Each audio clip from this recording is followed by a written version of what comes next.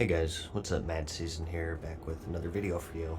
I have a rather interesting subject for you today, I think. I'm gonna talk about Classic. I know, crazy, right?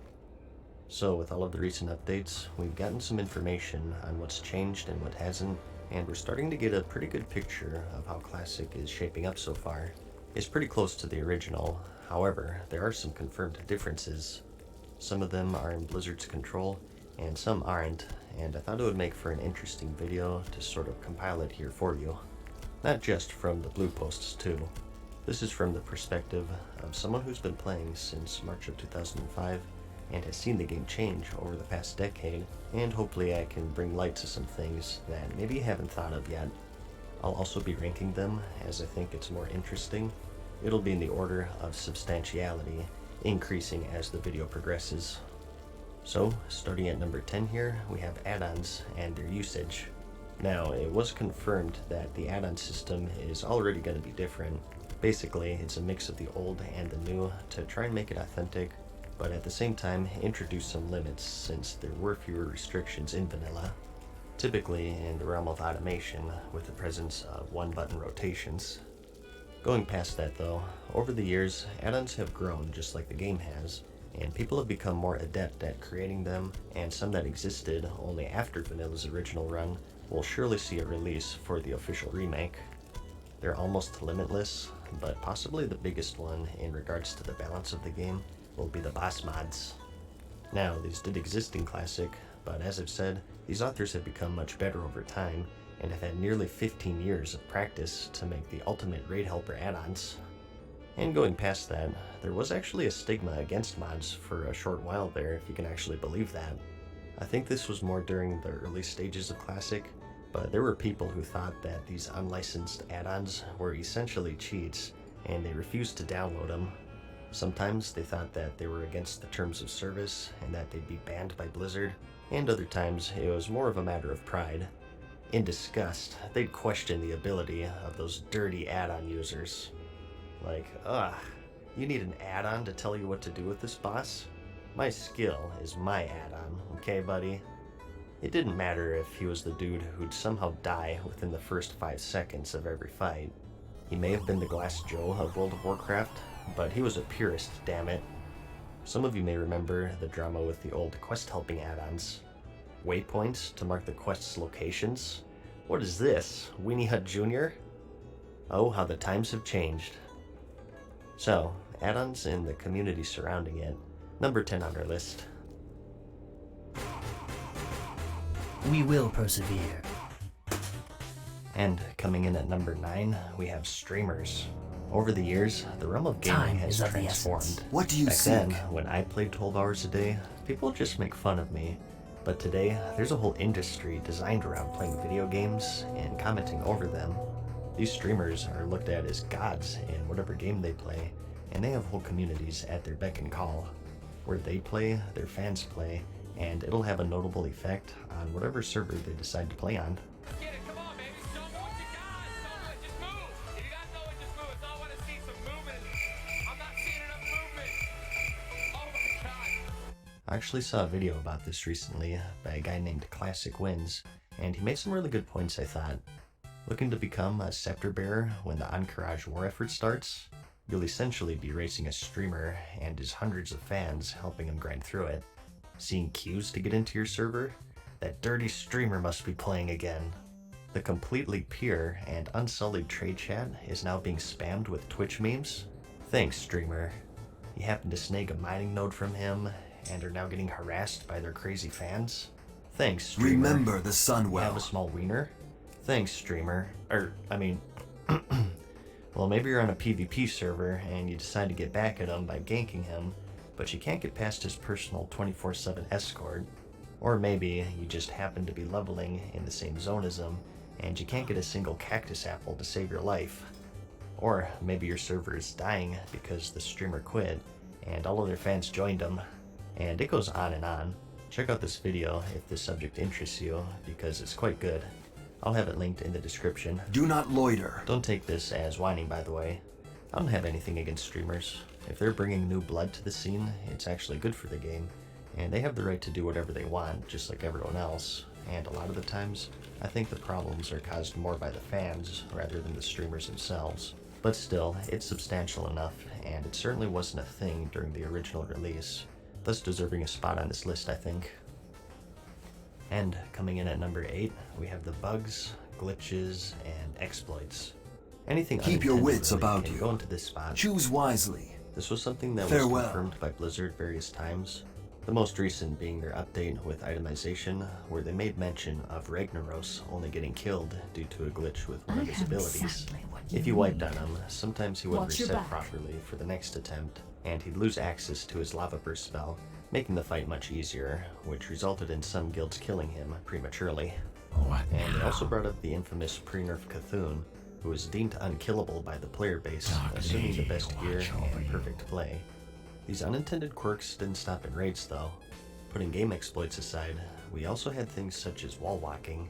Up until patch 2.4, when butting up against a wall, players could sometimes stick to it and reach Your places gold is developers welcome had here. thought impossible to reach.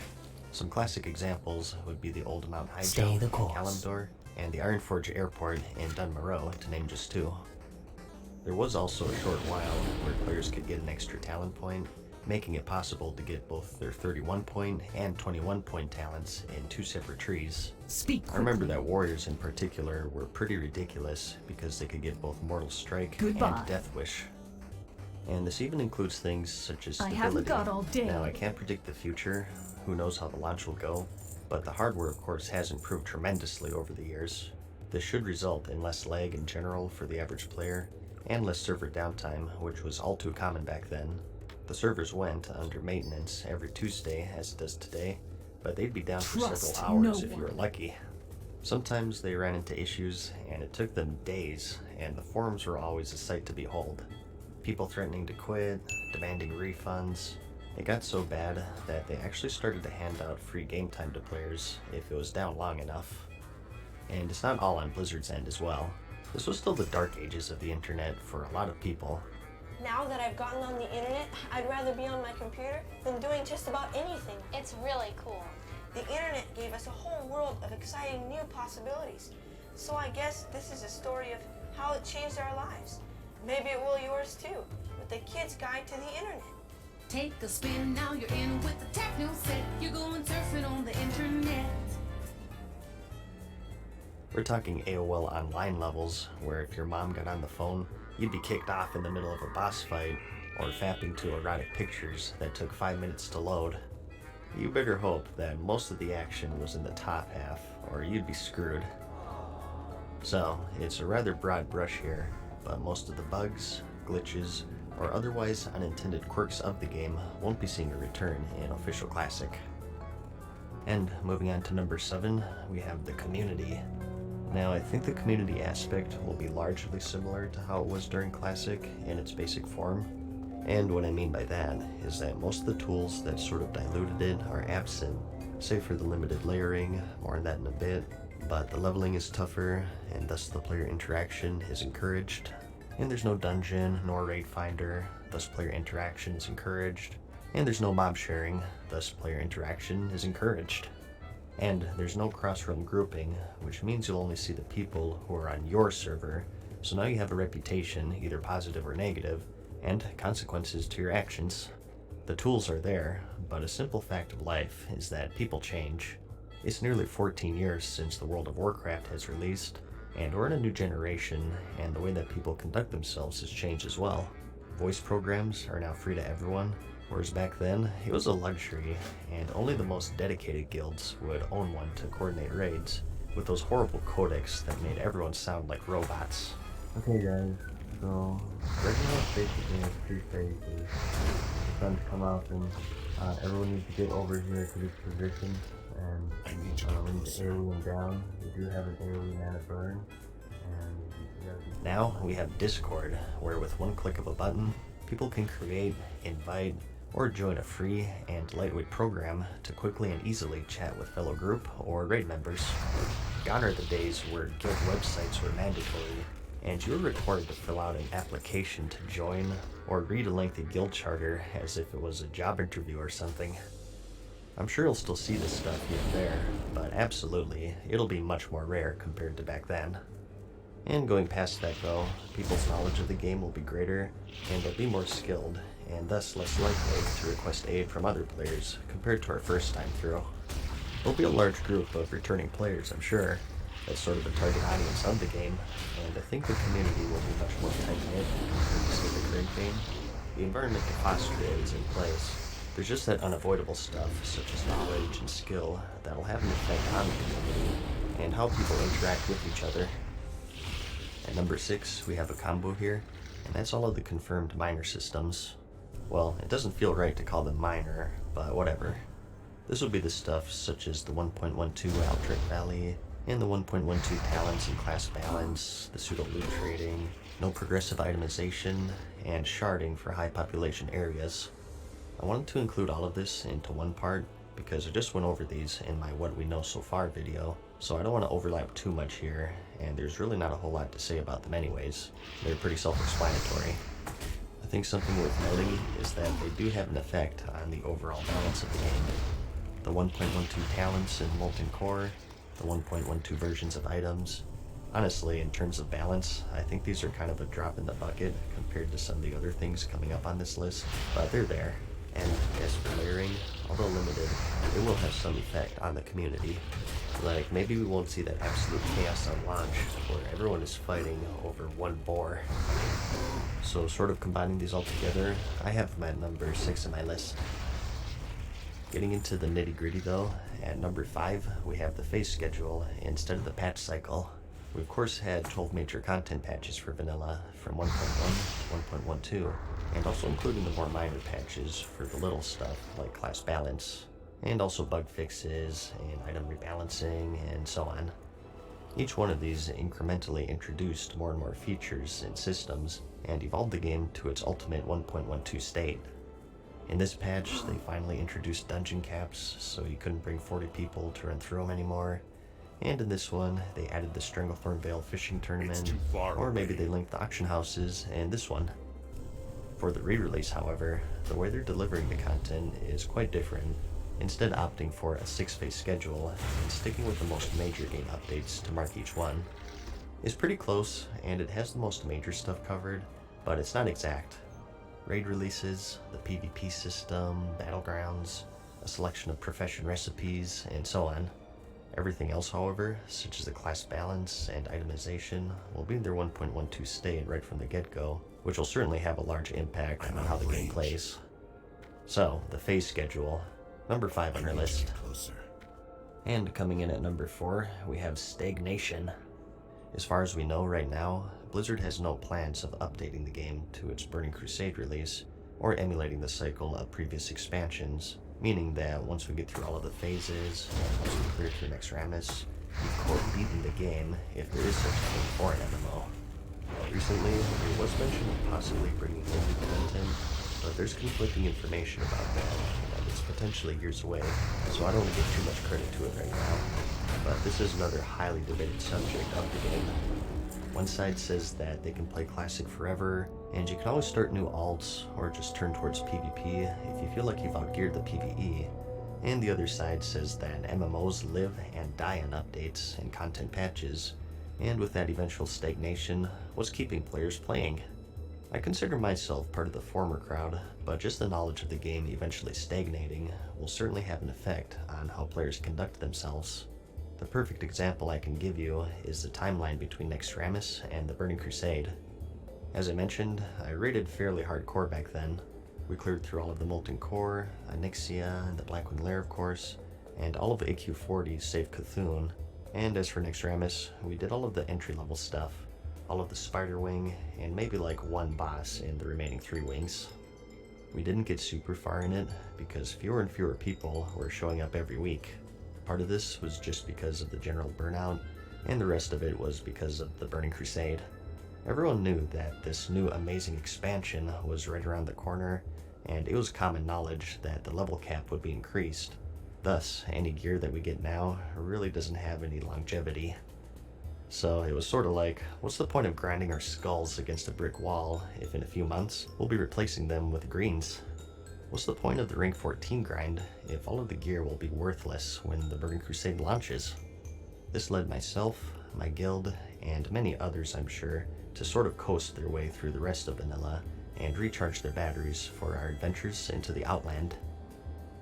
So, with no Burning Crusade, players no longer have that excuse, and they will eventually get the best items for every slot, and have no need to raid other than just for the fun of it, which may or may not be enough for them.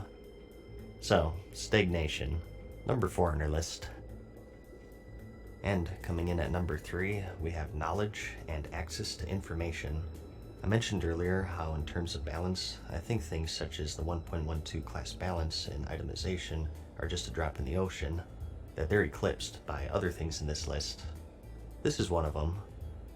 So first, let's address the player's personal knowledge of the game. The game, in one form or another, has been out for 14 years. Just talking MMOs in general here, back then, it was a hot and trending genre. World of Warcraft was the first MMO for many people, and sometimes even their first game, period. Back then, a very small percentage of people had maybe a few-year precedent to work with, but now we have millions and millions with a 15-year precedent, and it'll greatly affect how we actually play it. This time, we know that Spirit kind of sucks, and is mostly used for just leveling, or that hybrid specs aren't all that powerful. We know that warriors are the best tanks, and we know just how powerful weapon skill is, and that warlocks are hindered by the debuff limit, or what races go best with what classes, and people will roll different classes accordingly to suit their needs and endgame activities. Players know every single nook and cranny of every single nook and cranny of the game. It's impressive how knowledgeable some people are, and even if you don't know much yourself, these are going to be your guildmates and fellow raid members. Back then, I made a dwarf paladin because they were just swole. Whoa, look at the muscles on this guy. He must do a lot of damage.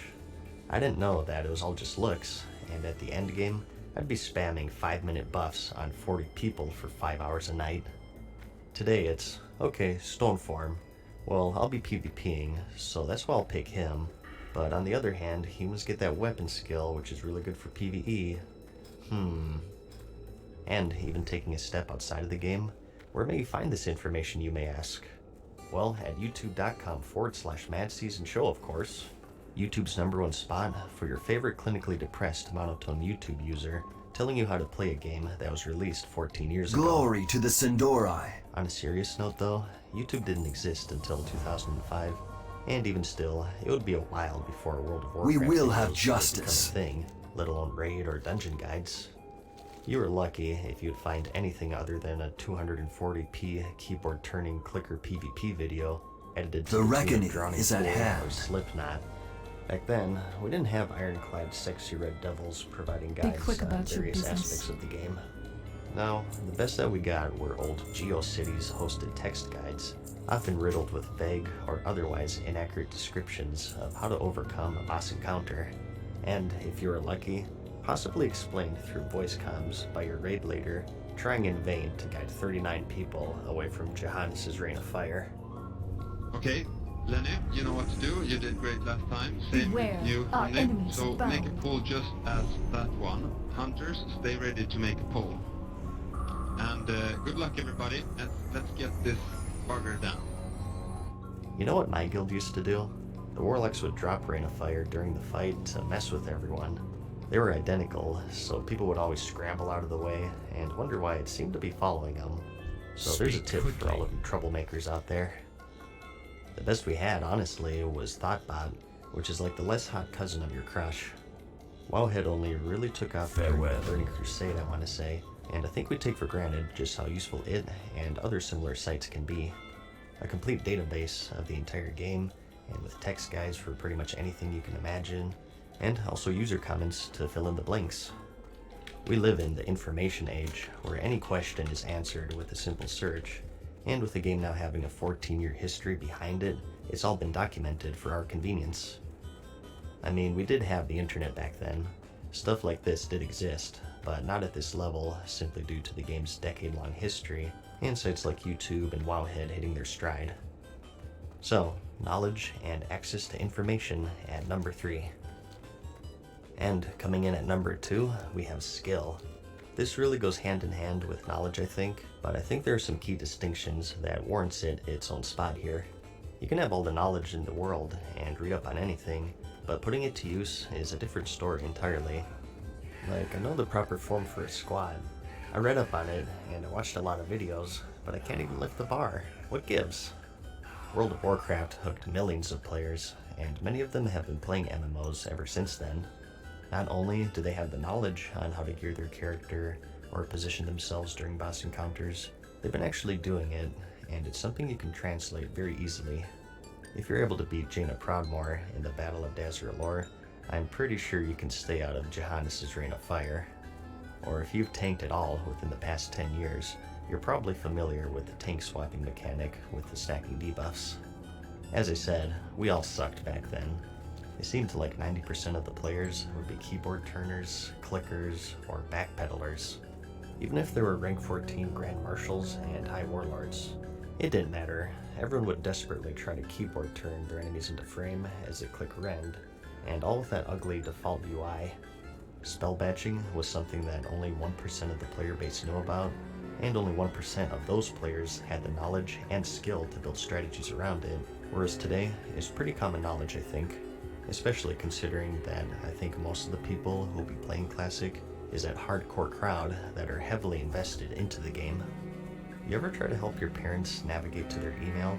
No matter how many times you explain it, and no matter what instructions you give, vocal or written, you're labeled as a literal god of computers because you know how to get to google.com, and as you navigate the ever-growing number of AdWord toolbars to load up their email for the 100th time, you wonder how they managed to even start their computer to begin with.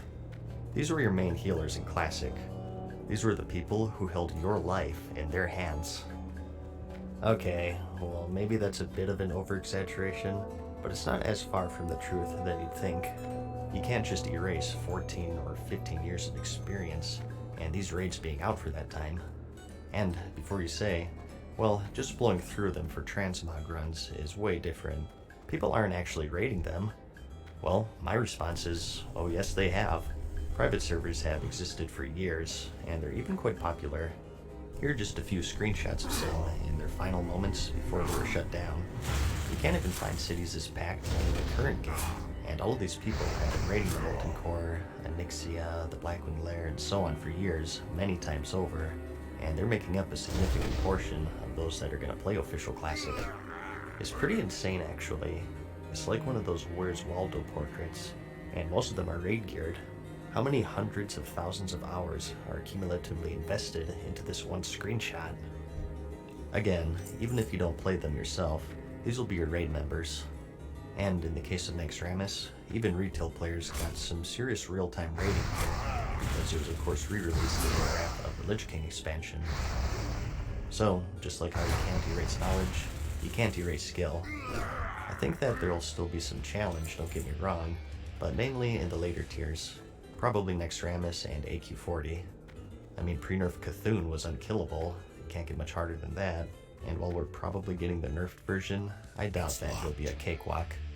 But at least for the earlier tiers, the rate at which these guilds down these raids, I believe, will be vastly accelerated. Like, we're talking the same week of release, if not the same day for the top guilds. I mean, people who were actually good at the game were 10-manning Onyxia in 2005 no less. And 1 year later, with 1.12 talents and Naxxramas gear, it was actually 4-man, if you can believe that.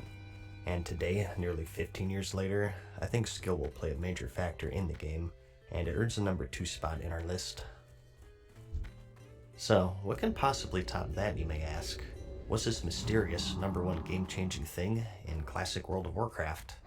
That's right, no blob shadows, that first-time experience. There's just something magical of entering this huge world, and not just for World of Warcraft, but the MMO genre as a whole. You don't know how many zones there are, professions, talents, what spells you'll get, if there's PvP, or what the max level is, or if there even is one. You don't know what dungeons are, nor raids. You literally just stepped into this giant world with something to discover around every corner. I know this sounds similar to the knowledge section, but I think there's a distinction to be made here. There's a difference between not having a good knowledge of something and your literal first time experiencing it. And MMOs are pretty unique in that regard, since it's such a huge world filled with so many people, and especially taking into account that World of Warcraft was the first MMO for many. No longer are you restricted to that single-player world of your typical RPG at the time, and experiencing that for the first time was pretty overwhelming. That's the word I'm looking for. Overwhelming. If you've played any MMO today, it's nearly impossible to get this feeling again, I think, because you now know what they're all about and what to expect. You truly can't recreate any moment in life, really. If you have prior knowledge or experience, you're doomed because you lose that magic of things just happening in the moment. Like the first time you rode a bike, your first kiss, your first strip club, or your first concert, and it'll absolutely be true for classic World of Warcraft. It'll still be a great experience, and I'm gonna savor every last moment of it. But once you open that bottle, so to speak, it's open. These moments are special, and the people, places, and things tied to them are just as special because we know that they can never be truly replicated. So, that's my personal top 10 list of things that'll be different in the recreation of classic World of Warcraft. Some of them are in Blizzard's control, and some of them aren't. I know there's always the changes versus no changes argument, and the purpose of this video isn't to add fuel to that fire. I just thought that it was an interesting subject, and I wanted to share what I was thinking about. Even through all of this, I'm still extremely hyped for the game, and I'll be playing Day 1 of course, but I'm also realistic of what to expect and what not to expect.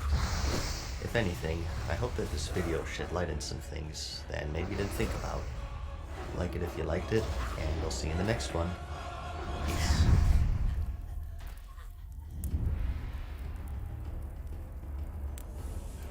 Farewell for now, mortals. We hope you enjoyed today's video. See you again soon.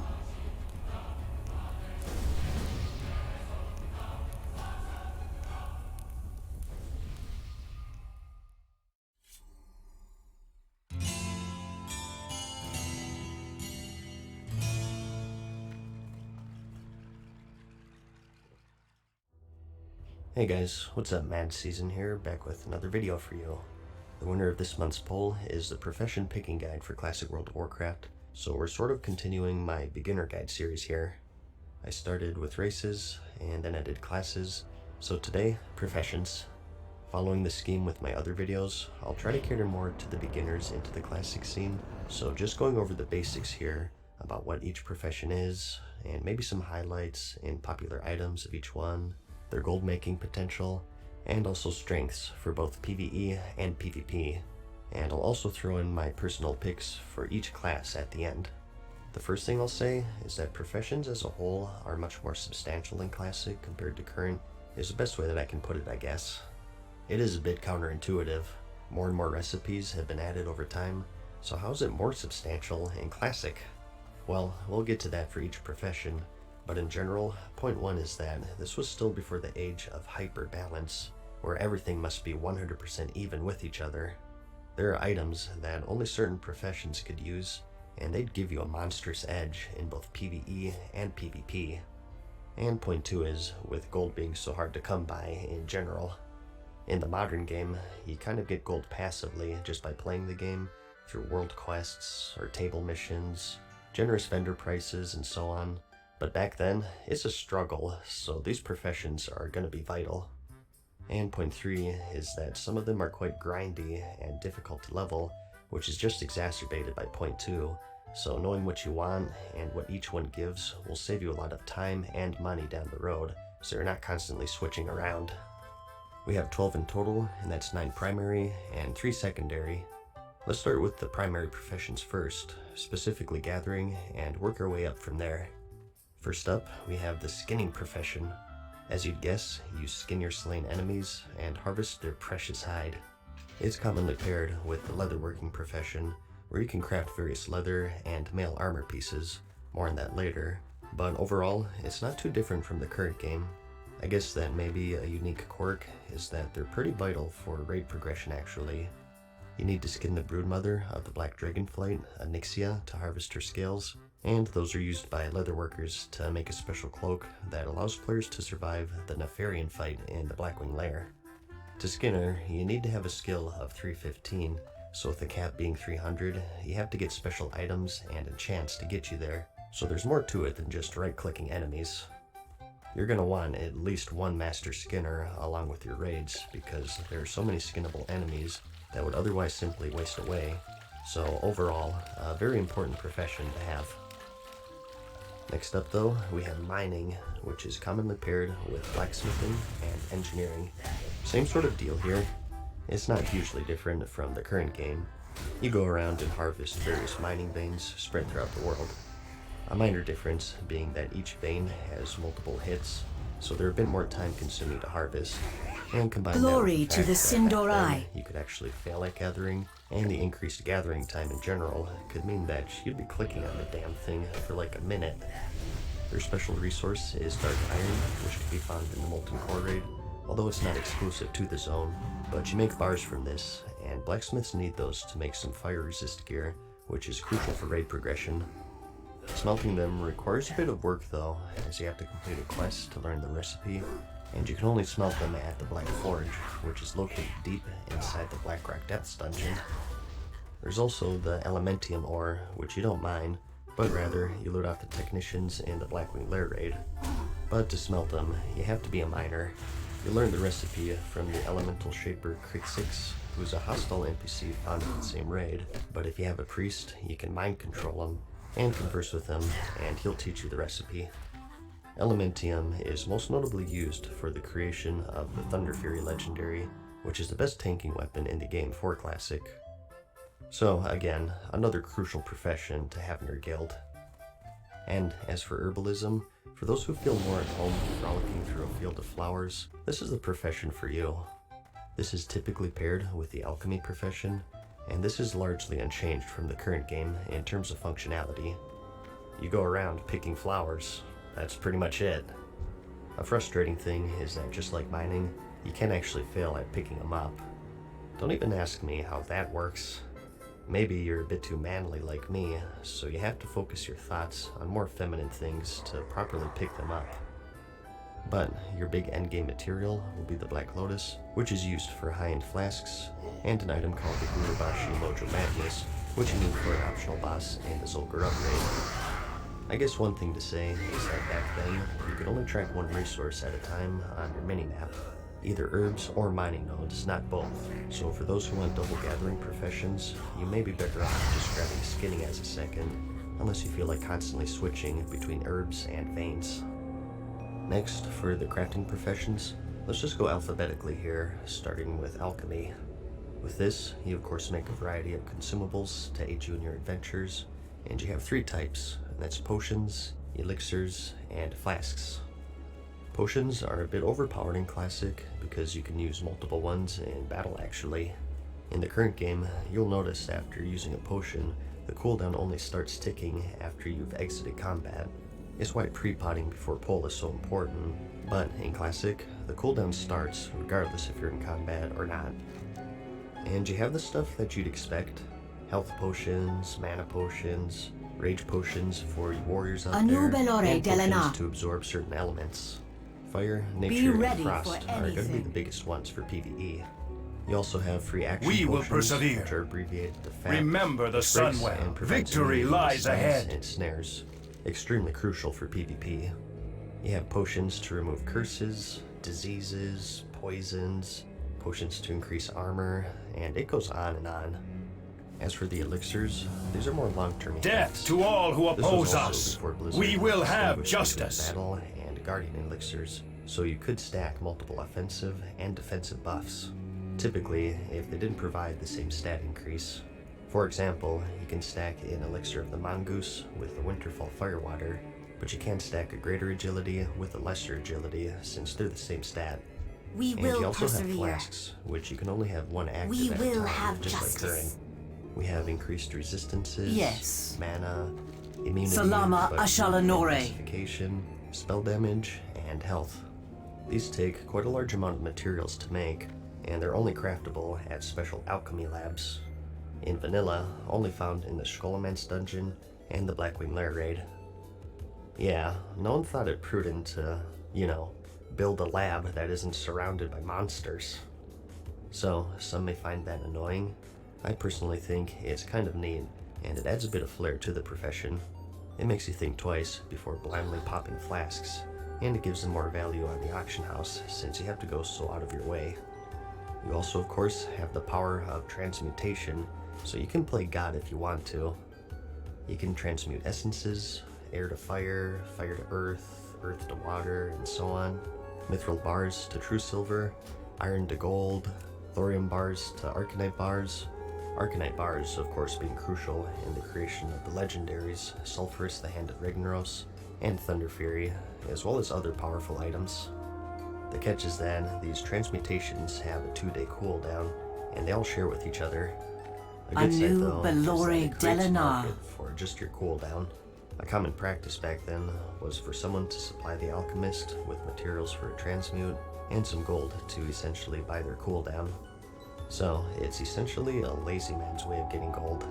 All it takes is a click of a button and a bit of social interaction, which I know is scary, but if that fails, you can always just buy materials at the auction house and sell whatever you transmute for a profit. Overall, it's a pretty powerful profession for raiders. You can just buy all of this stuff on the auction house. They're not soulbound, of course, so if you're looking to min-max, it's not 100%